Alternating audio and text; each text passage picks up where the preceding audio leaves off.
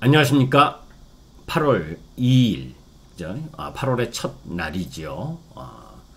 자, 오늘 8월 2일 월요일 장마감을 했습니다. 이미 금요일 우리 시장이 나스닥 선물 약세에 의해서 먼저 선행적으로 하락을 했었기 때문에 당연하게 미국 시장이 0.7% 정도 나스닥 기준 약세를 보였기 때문에 우리 시장은 중국 시장의 반등에 힘입어서 반등할 수 있는 힘을 가졌었죠. 자, 오늘은 지난번 여러분들께 한 3주 전인가요? 그죠? 그린 랠리와 관련된 이야기를 했었죠.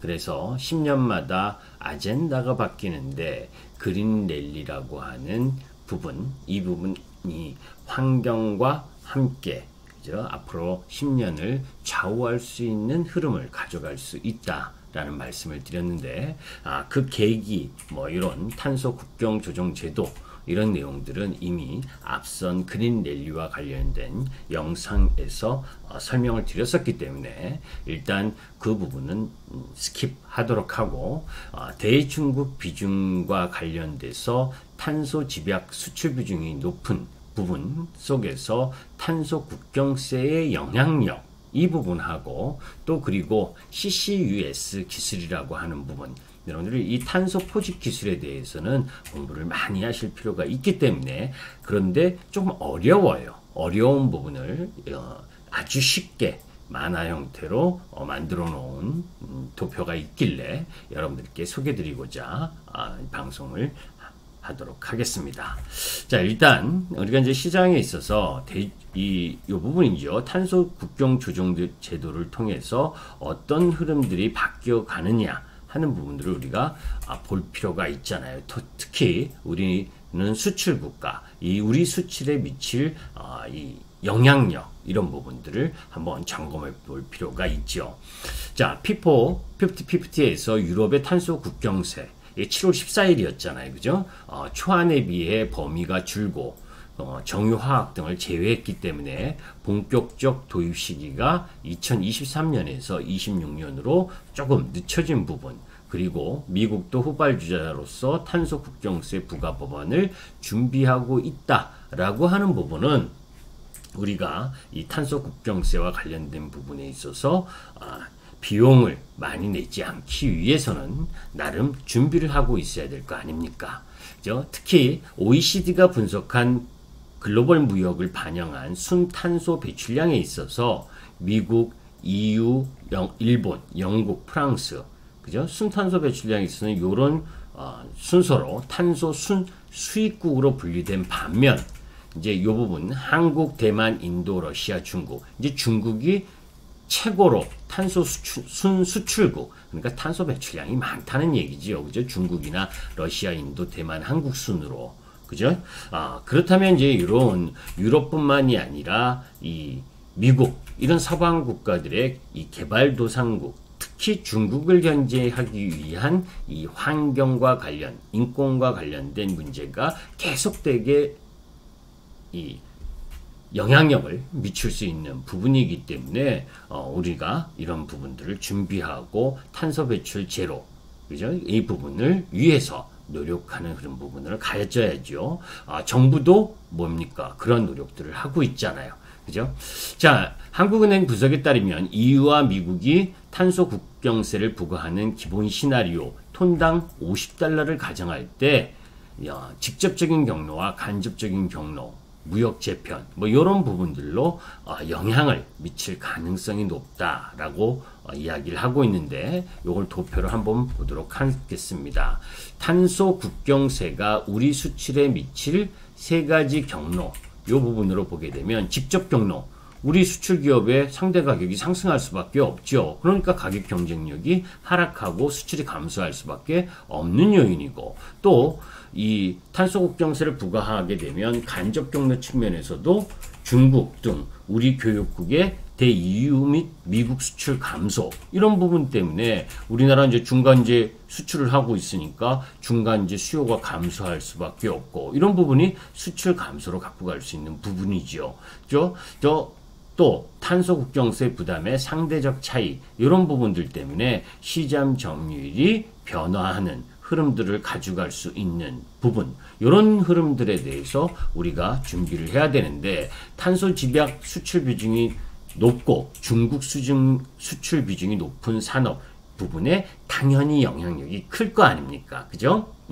뭐 화학이나 금속, 전기전자, 운송 장비 이런 부분들의 흐름 부분들이 사실 수출 비중이 높고 탄소 집약적이고, 그리고 중국의 수출 비중이 높은 산업이니까 영향을 받을 수밖에 없죠.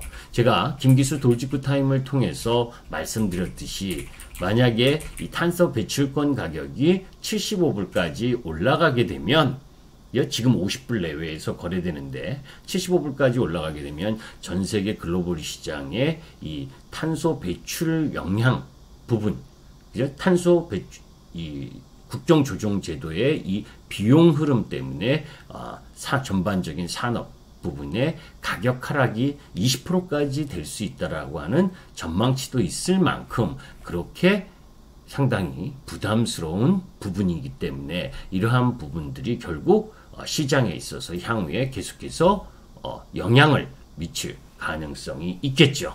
자, 이제 그런 부분들과 관련돼서 그 속에서 그럼 CCUS 기술이 뭐냐, 넷제로가 뭐냐 라고 하는 부분들이 여러분들이 궁금해 하실 겁니다. 그래서 이제 이 CCUS 기술에 대한 부분을 여러분들에게 설명을 드리려고 하는 거예요. 미국을 포함해서 전 세계 대부분의 국가에서 배출량 제로, 넷제로를 국가 과제로 내걸고 있는 가운데, 국제에너지기구는 지난해 9월 발간된 에너지기술 전망 보고서에서 CCUS 기술 없이는 배출량 제로에 도달하는 것이 불가능하다고 전망했다. 그죠? 전 세계에서 배출되는 이산화탄소의 50% 이상이 발전시설과 중공업 공장에서 발생하는데, CCUS 기술은 산업 현장에서 나오는 대규모 이산화탄소를 경감시킬 수 있는 거의 유일한 해결책이기 때문이다. 글로벌 CCS 연구소가 넷제로에 도달하기 위해 얼마나 많은 이산화탄소를 포집하고 저장하는지에 대해서 90개의 시나리오를 분석해서 나름대로 해보니까, 그죠? 탄소 제로 목표를 실현할 수 있으려면 이산화탄소 포집 저장 용량이 100배 이상 늘어나야 된다. 이런 전망치 보고서가 있었어요. 이제 그러면 CCUS 기술이 도대체 뭔데? 이게 뭔데?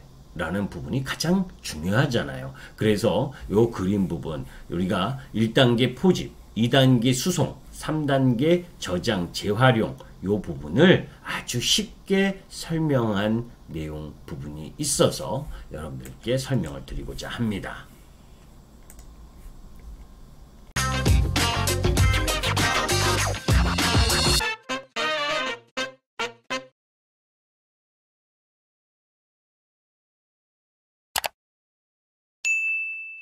자, 탄소 포집 기술. 이게 이제 중소벤처기업부와 기술보증기금에서 나온 이 아주 쉽게 이 부분을 올려놨더라고요. 그래서 여러분들에게 알기 쉬운 부분을 설명드리려고 합니다. 화석연료 사용 시 다량 배출되는 이산화탄소는 환경오염의 주된 원인입니다. 하지만 화석연료의 효율성과 저비용 때문에 당장 사용을 중단하기는 어려운 상황이죠. 그죠? 당연히 알고 있는 부분이고, 그래서 이에 최근 이산화탄소를 처리하는 기술이 주목받고 있는데, 바로 이산화탄소 포집, 카본 캡처, 그리고 활용, 유틸리제이션, 그리고 저장, 스토리지, 요 기술을 CCUS, 탄소 포집 기술이라고 이야기하는 겁니다. 그러니까 탄소를 포집, 모으고 활용하고 저장하는 이 부분을 탄소 포집 기술 CCUS라고 하는 거죠. 탄소 포집 기술은 석유화학 공장이나 석탄 발전소 등에서 발생한 이산화탄소가 공기 중으로 배출되는 것을 방지하는 모든 기술을 통틀어 이르는 부분을 탄소 포집 기술이라고 합니다. 테슬라 CEO 일론 머스크가 최근 1억 달러의 상금을 걸고 개발 대회를 개최해서 이슈가 된 탄소 포집 기술은 크게 세 가지 단계로 분류됩니다. 포집, 석탄 및 천연가스, 화력발전소, 제철소, 시멘트 공장, 정유공장 등과 같은 대규모 산업공정시설에서 생산된 가스에서 이산화탄소를 분리하는 거. 그죠? 이런 부분을 포집이라고 한다. 그 포집은 이제 운송을 해야겠죠. 그죠? 분리된 이산화탄소를 압축해서 파이프라인, 트럭, 선박 등의 수단을 활용해 저장에 적합한 장소까지 운송하는 거. 그리고 또 활용, 저장, 그죠? 이렇게 모은 이산화탄소를 필요한 곳에 재사용하거나 이산화탄소가 대기 중으로 빠져나가는 것을 막기 위해 1km 이상의 깊은 지하 암석층에 저장하게 되는데, 이렇게 세 단계를 거치면 이산화탄소 배출은 0에 가까워지는 겁니다. 현재 탄소 포집 기술은 대량의 이산화탄소를 절감할 수 있는 유일한 해결책으로 알려져 있으며, 이미 미국 기업을 중심으로 세계의 20여 개 기업에서 해당 시설을 가동 중에 있습니다. 탄소 중립이라는 목표를 놓고 전 세계가 협력하고 있는 가운데 환경과 효율, 두 마리 토끼를 잡는 탄소 포집 기술의 발전을 기대해 볼 수밖에 없는 거죠. 이 중소벤처기업부와 기술보증기금 부분에서 알기 쉽게 설명한 내용입니다. 요거와 덧붙여서 아까 탄소국경세가 우리 수출에 미칠 영향, 그런 가운데에서 탄소 포집 기술, 그리고 탄소 배출 거래 제도, 그죠? 이런 부분들이 다 맞물려서 움직여지는 거거든요. 그죠? 그래서 카본의 가격, 이 탄소의 가격을 매기는 방식이라든지, 그리고 이 전체적으로 이 탄소와 관련된 부분에 있어서의 배출권 거래 제도, 뭐 이런 세세한 내용까지는 여러분들이 알지 못한다 하더라도, 그래도 이 탄소와 탄소 배출권, 그리고 탄소를 넷째로, 그죠? 탄소 배출량을 줄이기 위한 노력, 그런 가운데에서 이 탄소 포집 기술과 관련된 기업이 어떤 기업이 있는지, 그죠? 여러분들이 염두에 두고 보셔야 될 거 아니에요. 왜냐하면 탄소 배출권도 이제는 원자재의 개념으로 바라볼 필요가 있기 때문에, 그죠? 그러한 부분들을 염두에 두고 거기에 맞는 기업들, 그죠? 꽤 많죠. 그 관련된 기업들이 우리나라도. 그래서 그런 기업들에 대해서 제가 여기서 종목 다 던져주면 여러분들 너무 재미없을 거 아니에요. 그죠? 여러분들이 스스로 찾아보고 하는 맛도 있어야지.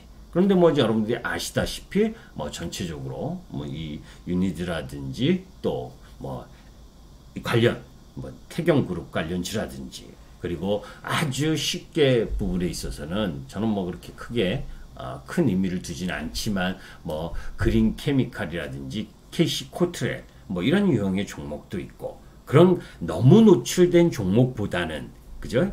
나름 잘 알려지지 않았는데도 불구하고 핵심 CCUS 기술을 갖고 있는 기업, 그죠?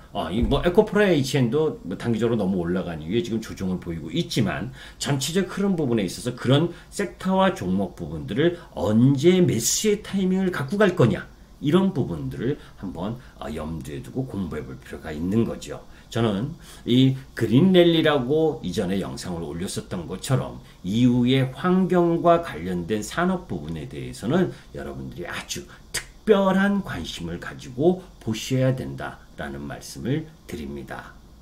도움이 되셨으면 구독과 좋아요 부탁드립니다. 감사합니다.